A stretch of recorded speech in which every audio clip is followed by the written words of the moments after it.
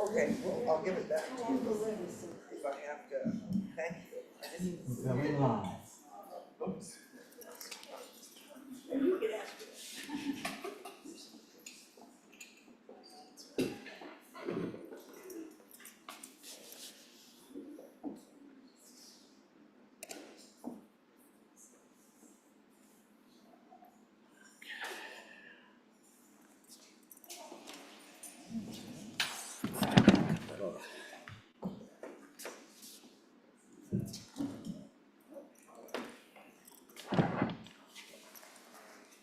Okay, well, welcome everyone to this joint reading with Leigh Curran and Richard Willett.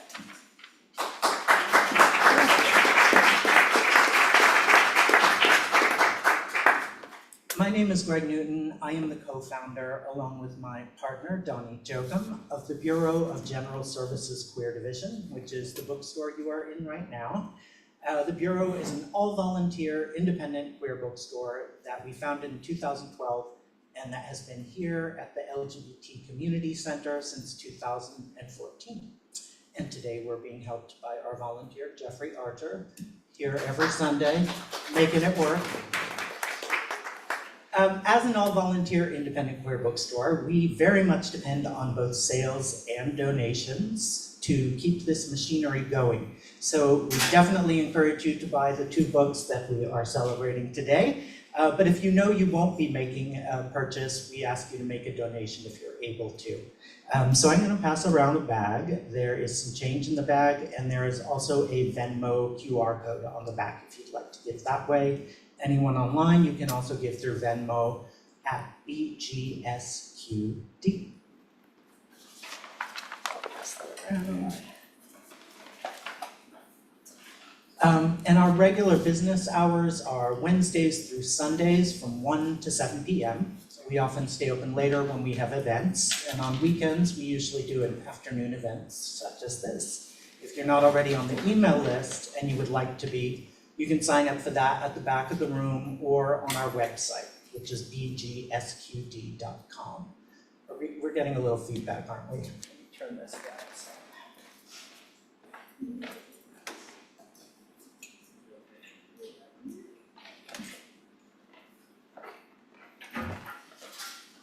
Okay, hopefully that's better. Yeah? Okay, good.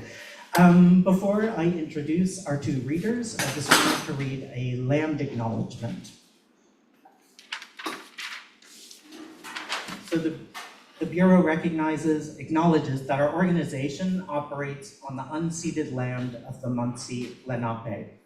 We encourage you to join the Bureau in signing up to make a monthly donation to the American Indian Community Houses Mannahatta Fund.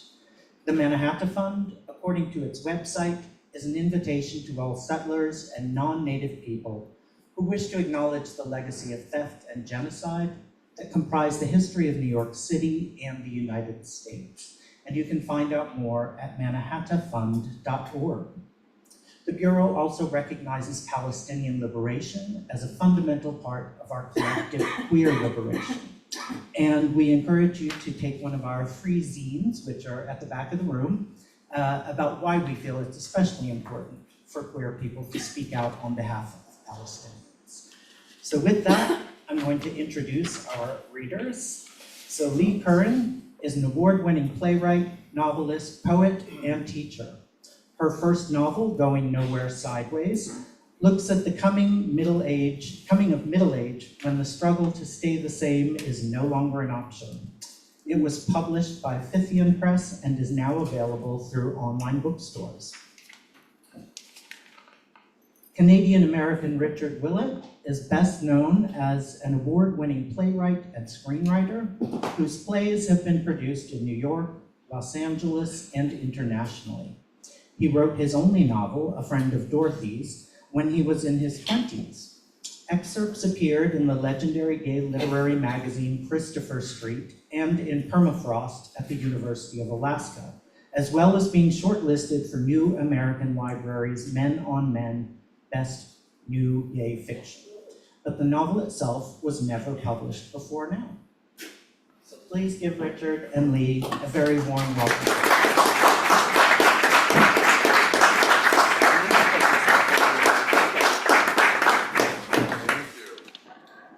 We have been laughing because we don't remember how we met, but we've known each other a long time, but we have no memory of how we met.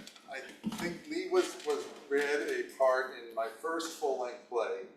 She played the recovering alcoholic girlfriend of a black woman who believed she had been contacted by beings from outer space. So I started, with something not too ambitious, but we don't remember how that happened. No, we don't, and all we know is we've known each other forever. So Rick asked me if I wanted to join him at this reading, and I was flattered. We realized, sitting here talking to each other, that both of these books were written by our younger selves. So I say that, and you'll understand when we get into what we're writing about, what that means. Our preoccupation back then. So Leigh is going to begin, and I will sit here in the visible audience. Okay, so I'm going to start with Going Nowhere Sideways, a coming of middle-age story that starts at Woodstock in 1969 and ends when the Berlin Wall comes down in 1989. So it's a long journey for the main character, and you'll know exactly who she is momentarily. Oh, I should say it's written partly in journal form and also in just the straight narrative form. So it's a sort of mixed bag of all that. August 1969. I had never smoked dope, and I'd certainly never done acid. So when I began to see people's faces melting and the sky raining blood, I closed my eyes, which I had been warned not to do, and fell into the void. Joan Baez sang something meaningful, and Janis Joplin did more damage to her throat. Jimi Hendrix threatened to pull me back with the Star-Spangled Banner, even opened my eyes, which closed with a scream when his crotch burst into flame. In the void, there were monsters of my own making, and the guy I had come with was swimming nude in a muddy pond with his best friend's old lady.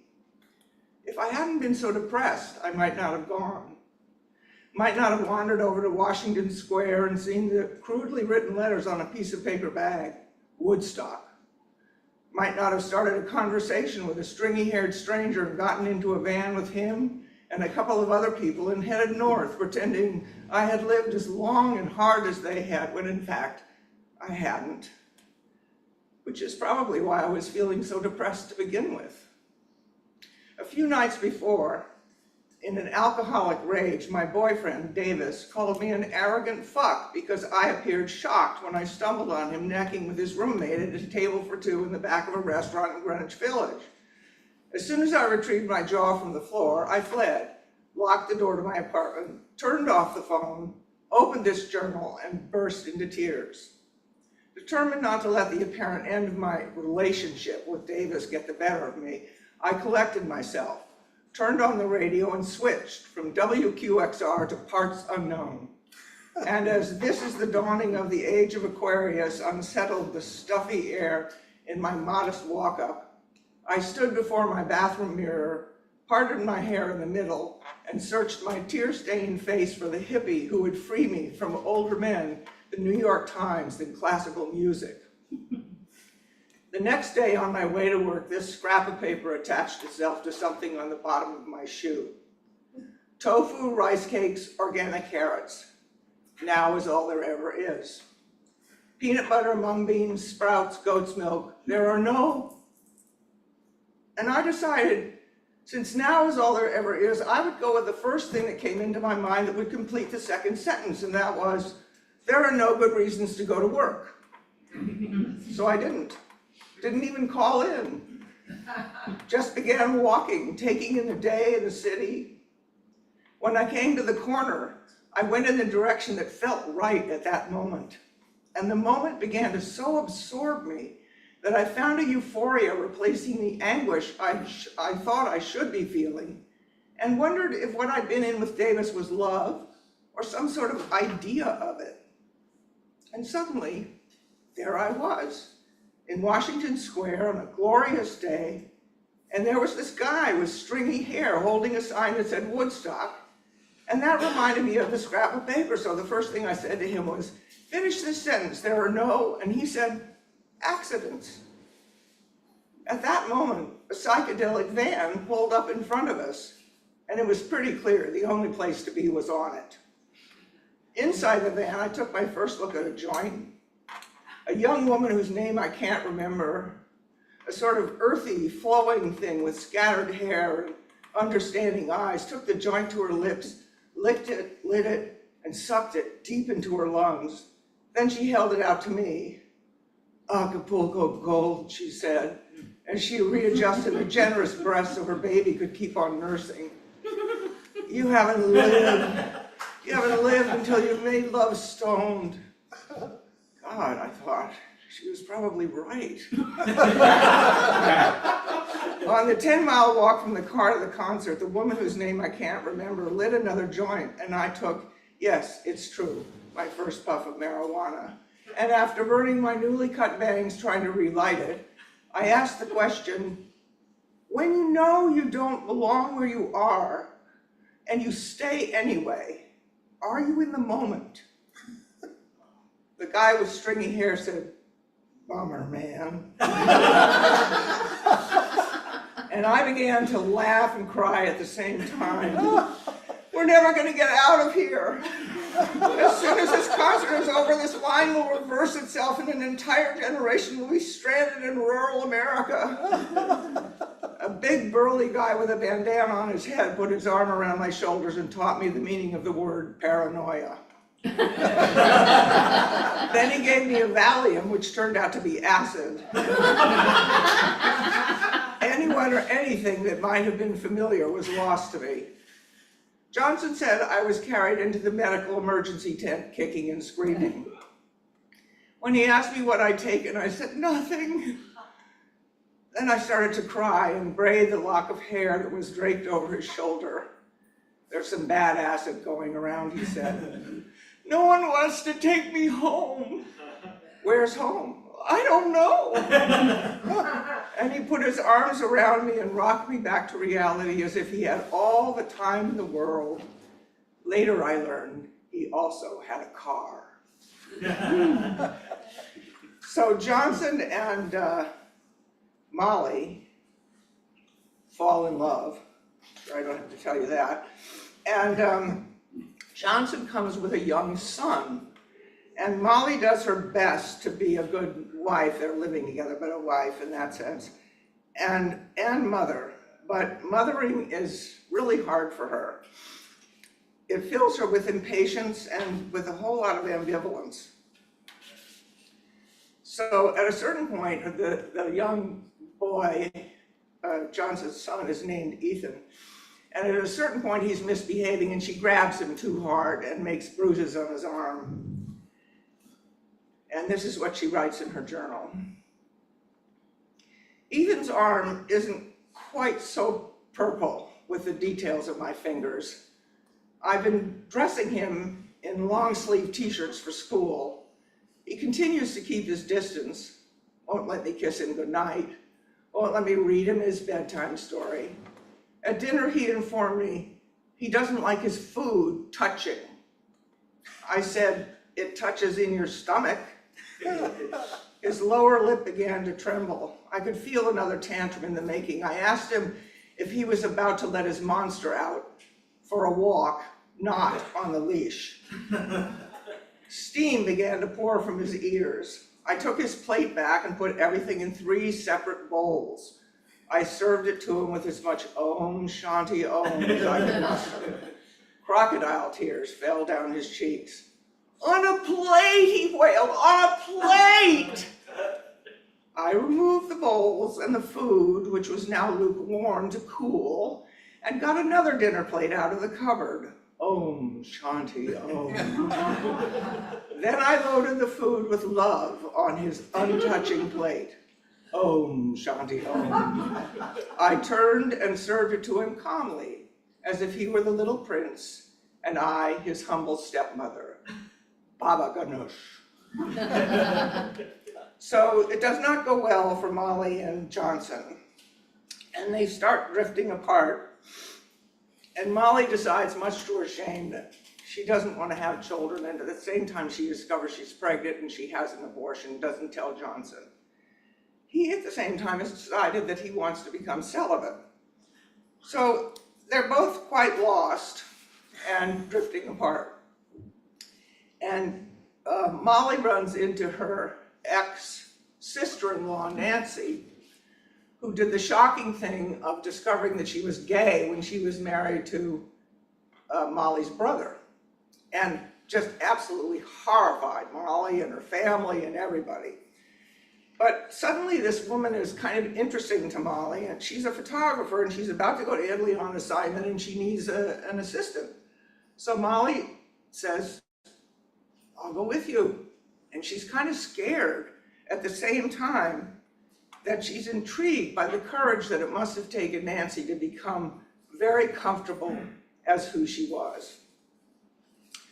So they go to Florence, Italy, and this scene takes place the morning after the night before, when she finally succumbed to, well, sex with a woman, but more than that, to her desire that she was running from all these years. Okay. When I finally caught up with Nancy, she looked like a defiant goddess, arms wide. Everything I have is yours, she said, stepping aside to reveal the entire city of Florence, the Duomo rising like a beating heart over terracotta, limestone, sandstone marble, cypress, leather, and steaming espresso. Imagine being the first person to come over those hills, said Nancy, and because you decide to stop there, because you decide to call it home, it turns into all that. Home, I thought, as Nancy leaned her body into mine. How's my honey, she asked. I keep waiting for it to feel strange. I know, she said, laughing in general recognition, and it doesn't, does it? I got up and wandered among olive trees as Nancy busied herself with her camera. I ran my finger along a stone wall and made my way up stone steps to the courtyard of a monastery, where I wondered if Johnson had told Elizabeth he was celibate, or if he was just saying that to me so they could carry on in secret. I saw Nancy go into a church and made my way down a dark, cool path behind it. I smelled the murkiness of the woods and saw my hand on Nancy's thigh. I tried to imagine Johnson's face when I told him, if I told him. My heart began to race. I turned a corner and found myself walking through a large cast iron gate. I had never cheated on anybody. I broke out in a sweat and looked at my feet. I was standing in a graveyard. Plastic flowers, white crosses, real flowers, marble monuments, polished placards, and photographs in ornate frames, keeping memory from merging with forgetting. There you are, said Nancy minutes later. I just saw the most unusual fresco depicting not the life of Jesus, not the life of a saint, but the life of whole Jerusalem. Oh, yes, she said, suddenly aware of her surroundings. Italian graveyards, they almost feel like they're alive, I said in disbelief. I know, she said, putting her film in her camera and continuing on about the fresco, which traced the life of the Virgin Mary from her birth to her death, said Nancy, with some excitement.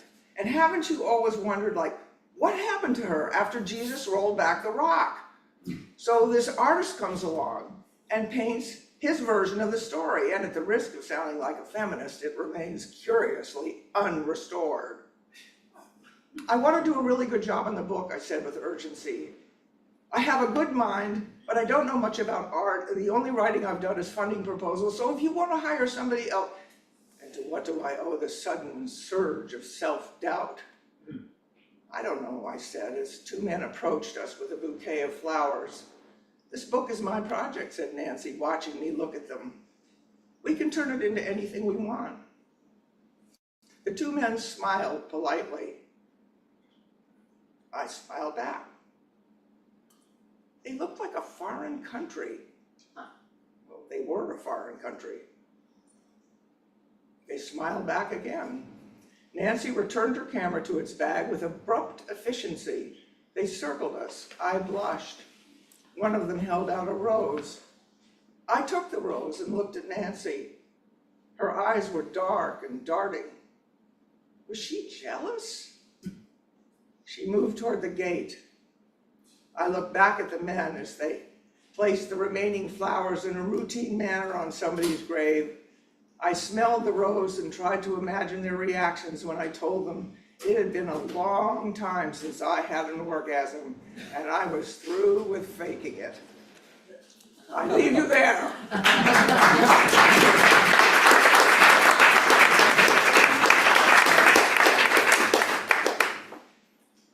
Wonderful. Moving on. You know what, I want to get some of my water over here.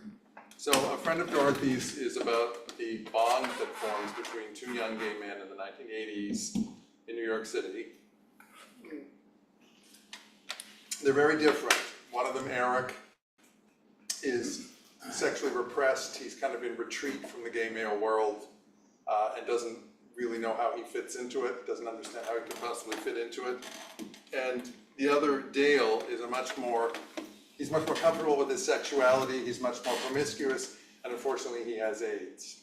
And Eric becomes this somewhat reluctant chief caregiver to Dale, and then this bond forms between them and changes both of them forever.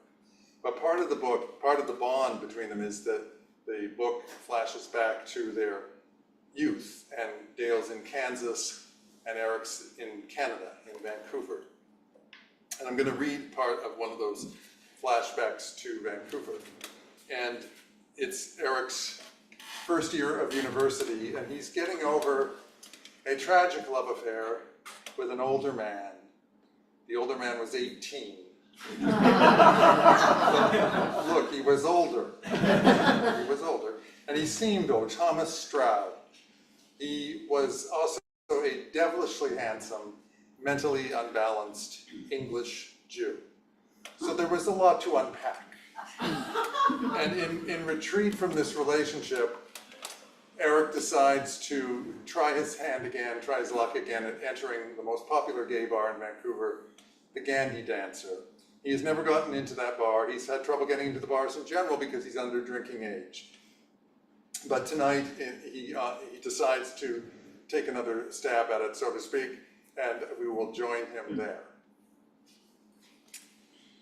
Later that week, in a flash of boldness or loneliness or just plain horniness, he decided to try his luck again at the Gandhi Dancer, the bar he still had not succeeded in entering.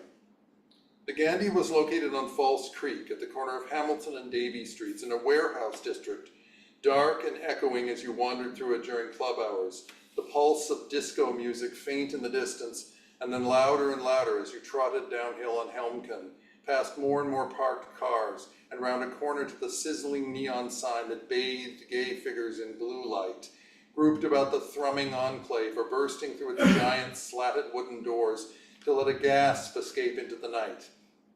Of Donna Summer, of 10,000 beer bottles, of a couple hundred gay men trying to meet each other.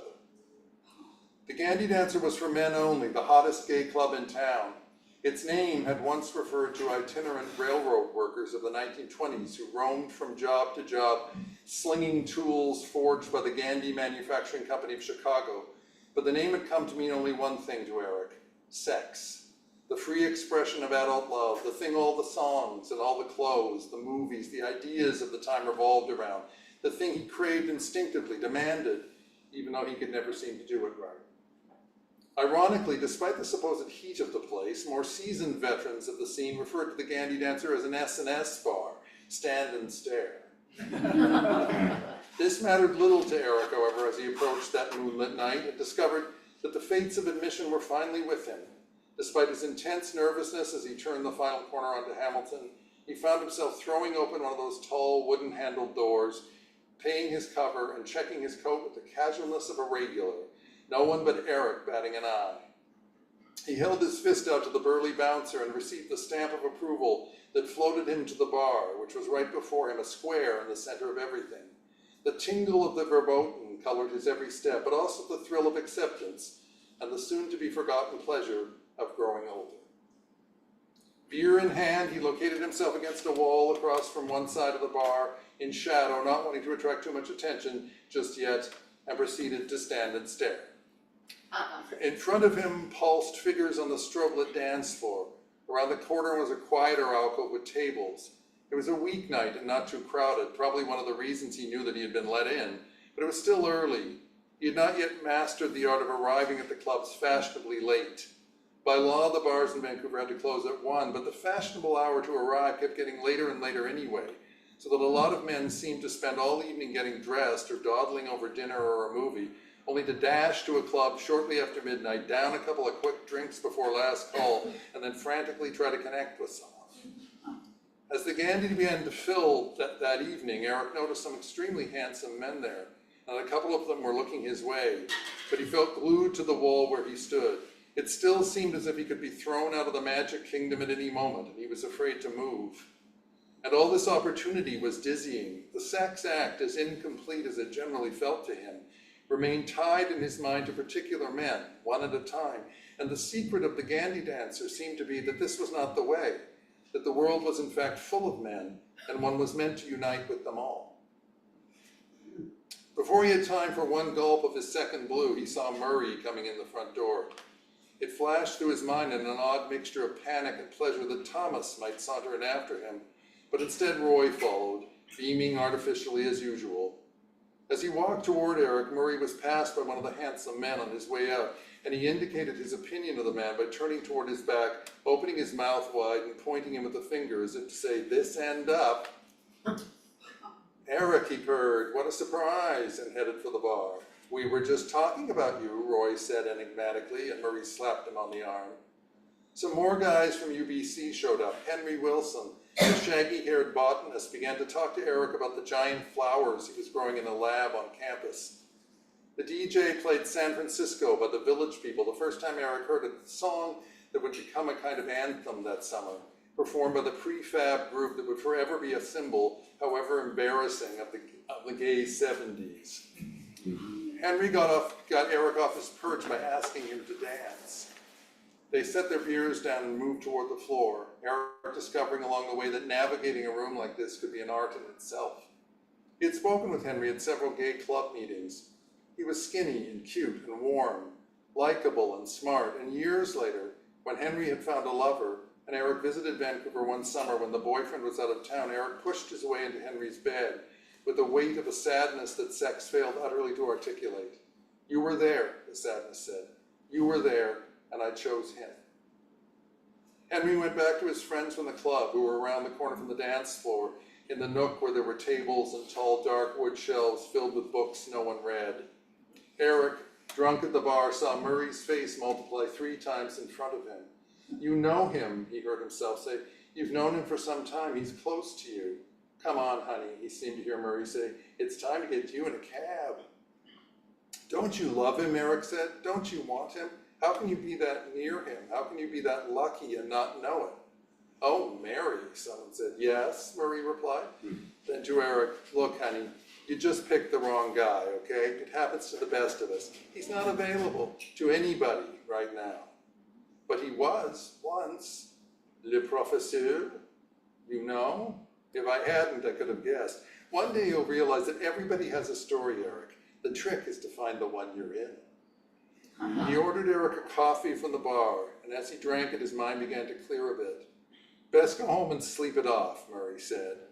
And soon Eric headed out to do just that, weaving a little on his way to the exit through which he had so amazingly entered just a couple hours earlier, grabbing for his coat and trying to look nonchalant as he fell through the wooden doors into the darkness, leaving behind the handsome men, Murray, Roy, and Henry Wilson, who may have wondered at Eric's mood swings, aloof earlier, then so drunk and emotional with Murray. Or perhaps Henry hadn't seen him later, reeling into the night. Perhaps he only wondered at his odd coolness on the dance floor, his seeming self-sufficiency. Then again, perhaps, as Eric headed tiltingly uphill, back to the West End, Henry had hardly given him a thought, had only taken another sip of his first and last beer, and continued to search calmly for his future boyfriend, whom he would live with eventually, and whom he would meet one open-hearted night in an undiscovered corner of the Gandy Dancer. Let's take a sip of water.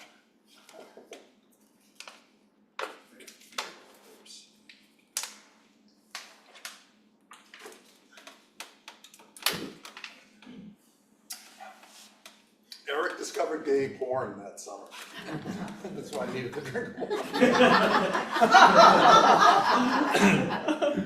He had known about it before, but he had never actually bought any of the slick magazines that danced out at him from all the newsstands in the West End.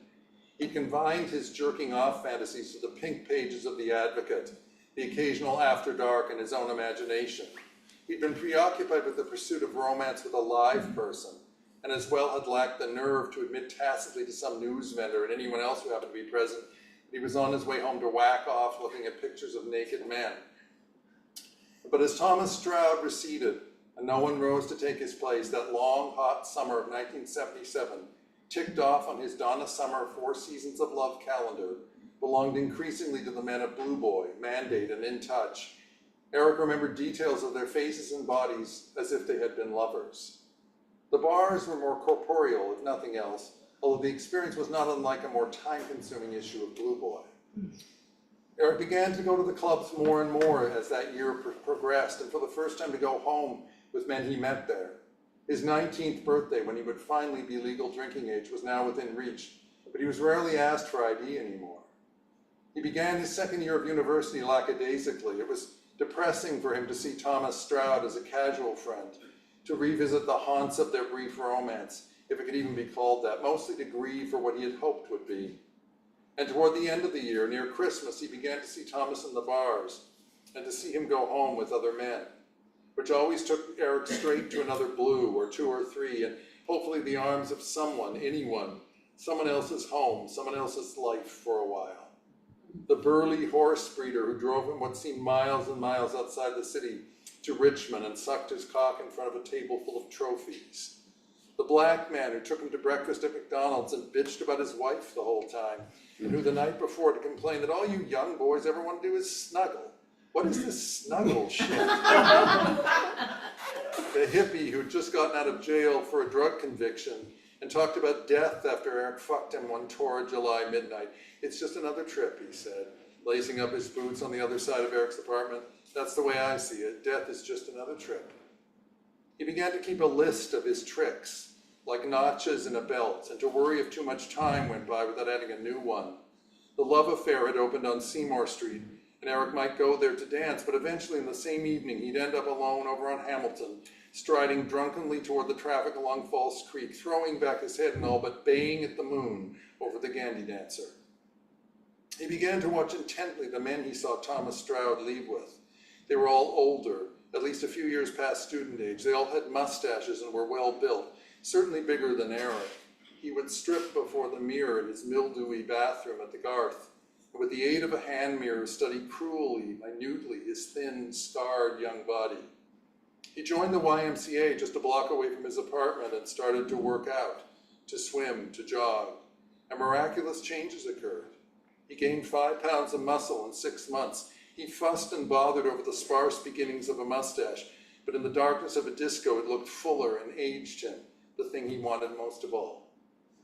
He dressed now to accentuate his body, small-sized t-shirts that fit more tightly than medium on his arms and chest, blue jeans that threatened to cut off circulation, and he raided the Army and Navy for a supply of plaid shirts and work boots. The change in his reception at the bars was almost unbelievable. Seemingly overnight, he went from being a potentially exploitable, sweet young thing to being something more threatening, eliciting overtures from a whole different class of men, and more of them. If he just pumped up at the gym, sometimes the numbers seemed to double. He was no more sexually adept than he'd ever been, but as man after man after man crossed his path, this seemed to matter less and less. The perception now was that he was sexy, and appearances were everything. He dropped out of school. He had never really understood the purpose of his studies anyway, but he dropped out to escape from memory, from hope, and to seek a degree cum laude from the Gandy Dancer. And then even that wasn't enough. He needed to move on. He had to get out of Vancouver. He had to get out of Canada. Like someone plotting a cockeyed career, an insane resume. He thought, if I'm this successful night after night at the Gandhi, I should move up. San Francisco, maybe LA, New York. The sky was the limit.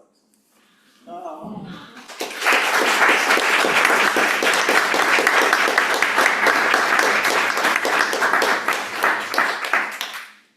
So what do we do now? Yeah, there you have it. Encore. What time is it? Does anybody know? Because I have a wedding to go to with Leigh. It's a train to catch. Yes, but It's like 25 to 3. oh, maybe we can. Do you want to do Q&A? Sure, I'll do If it. anybody Yeah, has any we can do cues Q&A. in this place? Yes. Yes, for proposal authors, how much of these characters that you're describing comes from your own experience or from your own intellectual fantasy? Oh, that's a good question. I was often asked if this was my life, and I said no, but it's emotionally familiar. So I would say that every character in here, I understand their inner journey, and I've just given them a body and a voice and, you know, those things. So they're pretty much from my imagination, and yet very familiar. Very good. This book has absolutely nothing to do with me. It just happens to be about a gay man from Canada who moved to New York City. But, you know, coincidence. Like most first novels, like a lot of first novels, I would call it semi-autobiographical. But as Leigh said, you're always creating a character, and you know, so it's lead character Eric, which is, I mean, many of you know me as Rick, and he's Eric, and I wasn't hiding things very well, but there's ways in which he's extraordinarily like me, and ways in which it's like, oh, I would never have done that. That's very different. So, good question though. Anybody else? Yes. This isn't really a question, I just want to say that everyone has a story and the trick is to find the one you're in. Thank you. What a great sentence. Yeah. Thank you. Yeah, I kind of waited for that moment. It's one of my favorites too. And that man is based on an actual person, so while we're on the subject of that, I don't think I think I invented that line. I don't remember him actually saying that, but he said that kind of thing. It's a great line. Anyone else? I'm curious what brings you all here. Yeah, for Pete's sake. The number one train. The number one train. Rick Willett brings Bill and mine Patricia. Yeah. Rick brought us here. But Leigh, I'm so glad I got to hear your work. Oh, thank you. So this is like a twofer. Well, Rick brought me here, so we can all just thank Rick. Right. Patricia has acted in many of my plays. Oh, that's great. We have that in common. Super lucky. Yeah. And Bill has acted in a play of mine. Bill played a pornographer in a play. A pornography addict, I think. Better. But you delivered so well that monologue about finding God in pornography. It's a difference. You have to be there. Yeah, now they're all going to ask if it's really based on me. So So Richard, can I tell the story how I met you? Yes. So Salvo Studio Theater had something called Oktoberfest, and they had readings of like 4 plays, sometimes weekend 6 or 8, whatever, every day, 6 days a week for a month. So I was going to see as much as I could because I took some writing classes and I thought I want to learn about this. And I walked into Richard's play, The Flint Show, one evening, and it was done not just a reading, but it was kind of a production. And I saw this, and I turned to this guy after the show was done, and I said, "That was brilliant. I think it's probably about the best thing I've ever seen in my life." This guy up there, he said, "I wrote it." Yeah. I wrote it. It was me sitting next to you. That's right. I Well, forgot. you were in front of me. I was in front. I happened to over you. I have my radar up for that sort of thing.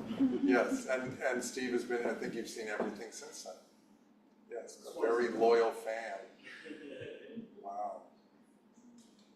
Oh, yes. Hey Rick, how are Hey, you? Patricia. I just wanted to say, Rick had met Rick when he was 19, after that first journey to New York, when you transferred from Vancouver, right? Yes. And I just want to say, reading your book was quite, well, I read it, surprise. No, but in any case, how you captured those years, and I was obviously living it from a different direction as a woman, but it was, you got it. And it of course reminded me of something that a group of us used to comment on after starting to see your plays and reading some of your things is, be careful what you say when you're with Rick. Yes, yes. Patricia and I worked at the same bookstore for many years, and again, with things in this book that have absolutely nothing to do with me. The main character works in a bookstore, and a Canadian-owned bookstore in Midtown Manhattan, which we worked at Classic Bookshop. I don't know if you remember it, 48th and 6th, Canadian chain, and one of their only 2 stores in the United States was at 48th and 6th. And so we had to deal with, and the book also deals with Eric's struggle being a Canadian in the United States, and which is he really, and all that stuff. And being in that store and seeing like the French on the section signs and all those things were one experience for you, but a totally different one for me, because that was home. It's like kind of like maybe I came here to escape this, and this is so Canadian. But yeah. Yes. And I know Rick because we were neighbors For many years. for many years, and he moved away, and I moved away, but I'm a loyal follower of that group. Yes, you are. Yes. I'll do a Leigh one. I've known Leigh since I was 12, because I don't know if she went into this in her bio, but when she moved to Los Angeles, she started a nonprofit to help at-risk young people discover their voice through writing and playwriting, and I was one of them, and led to my life as a storyteller. So I'm just so grateful to you and your journey, and to hear how you came to that place that created a life for many of us. Maybe why don't you talk about 57th Street Project? 52nd Street. 52nd Street Project. Are any of you familiar with the 52nd Street Project? Oh, yes. So I worked at the 52nd Street Project here in New York for several years, and then it was just time for me to go to California. And I'd grown up out there, so I had a ton of friends out there. And I thought, gee, I could start this in California, in LA, never having started a nonprofit in my life. And if I had known what I was going to get into, I never would have done it. So the ignorance was really a good thing in that case. But what we did basically was we took kids from between the ages of 6 and 18, and we put them together with professional artists and created all different kinds of theater. And we were using writing and performing mainly to give kids life skills. It wasn't about turning them into movie stars or anything like that. And Allie was in my very first group of kids. And we've stayed solid friends ever since. And I'm so lucky to have so many of my kids still now all grown up, but still involved in my life, which is one of the gifts. I did it for almost 25 years. And then I thought it's time for me to do my own work again. So I began playwriting and all that again. Remind me of the name of the one-woman show that I saw that you did in LA. Yeah, no, this was, yes, if I can remember the name of my own show. It was called Why Water Falls. And it wasn't about why water falls, it was about the moment that the writer, who's the only person in the play, discovers kind of poetry in language, and anyway, I won't go into it, it's very complicated. It was brilliant though, it was so wonderful, and you're a wonderful actress as well as writer. Thank you. Yes. So, I have known Leigh since we were, 13 We were years old. sophomores in high We school. went to Catholic girls boarding school Yeah. together in California. But my question is, so these are both novels that you've only recently published? or No, after? well, Oh, no, okay. I haven't. This was published in 1998, I think, something like that. Okay, But but Rick- it's still in This is print? This has just been published. Okay. Yeah, well, so we congratulations. both wrote them when we were younger people, Okay. you know, and when having sex with a woman was, oh my God, what and still is, but the first time is the first time. And nothing can take that away from you. It's worth writing about. Anyway, so that's what I did. And is the book still available? Yes, you can get it online, but it's also available at the back there. Okay. Yes. There we go. There. And I'm donating it to the Bureau, so your money will go to a very good cause. And thank you for your interest. I'm keeping my money, so your money will also go. They offered us the choice. I wish I could afford to, but I was going to say that this is not, well, actually the first man I had sex with is in this book as a character, but also it's about first love and first, falling madly in love for the first time. And I'm so glad that I wrote it because when I did, and that I preserved it, because I go back to that now and I thought, gosh, if I were writing about that now, the perspective of being the age I am now, I don't know that I could have captured, because it was still recent memory when I wrote about it, and that there's nothing like first love. I'm getting emotional. So, yes. So, yes. So, I do know you before this, and I've known you for quite a while. But I just want to talk about the books themselves, and what I felt was that you both captured a feeling of an era as well as a personal in the era, and also so that for you there was a great emotional openness, I thought, that I really liked so much. And Rick, I really was impressed by your ability to the detail, such an observant eye, such an observant ear, and the detail to be both able to be observant about oneself, the character that you're writing about, the main character, and as well as the whole picture of the environment. And so that it was so vivid to me listening to you. Thank you. So thank you both.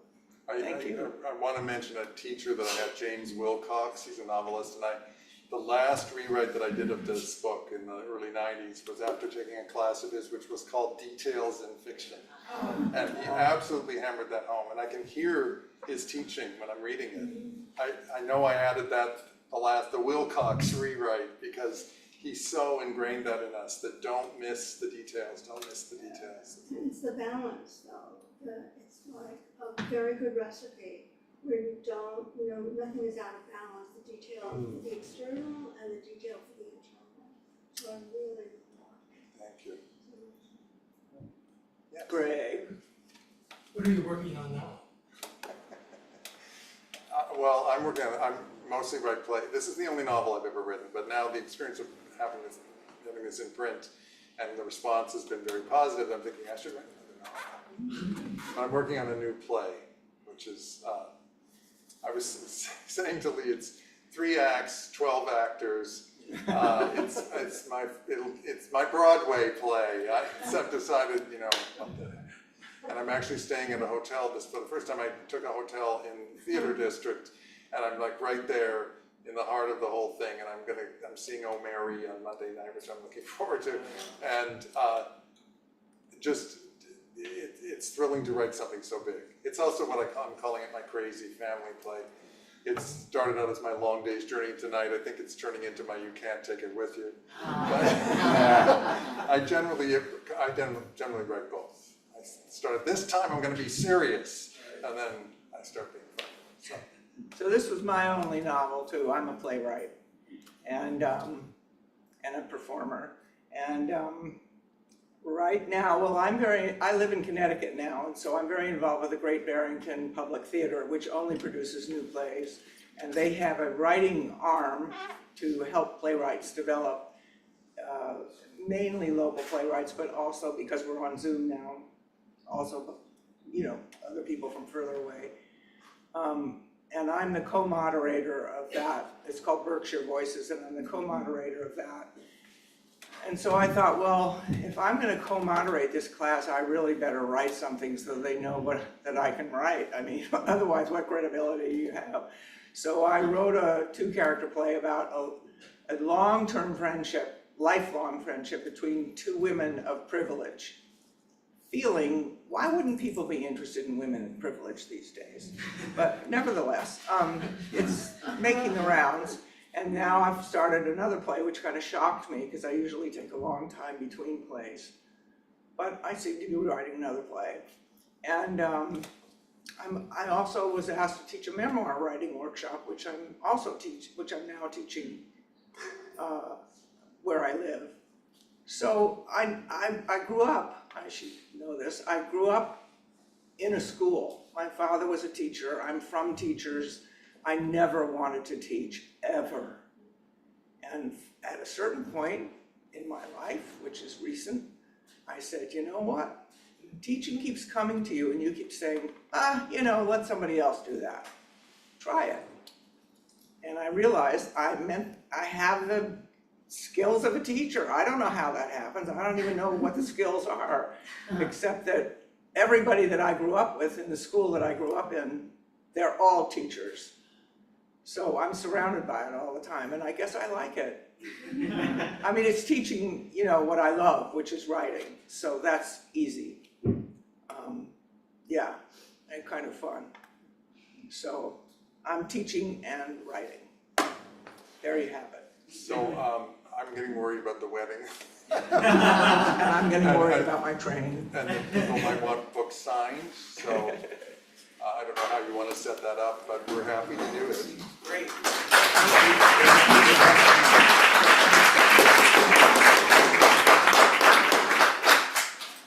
Yes, so books are for sale in the back, and these 2 would be happy to sign.